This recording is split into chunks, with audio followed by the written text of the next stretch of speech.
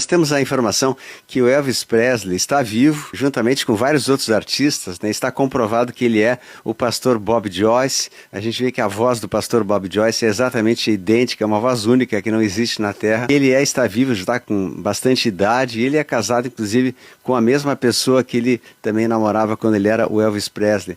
Então está comprovado que muitas coisas que a gente falou estão vindo à tona, e muito mais pessoas estão vivas, e quase todos aqueles que a gente falou vão se mostrar agora para a humanidade. Nós temos a Lady Di, Freddie Mercury, são 600 artistas que estão vivos, estão aparecendo aí, né, para todo mundo ver que eles forjaram a sua partida devido à perseguição que havia do próprio sistema, e agora eles estão se mostrando cada vez mais para causar um grande despertar coletivo da humanidade, o grande despertar da humanidade. Esse é o objetivo disso.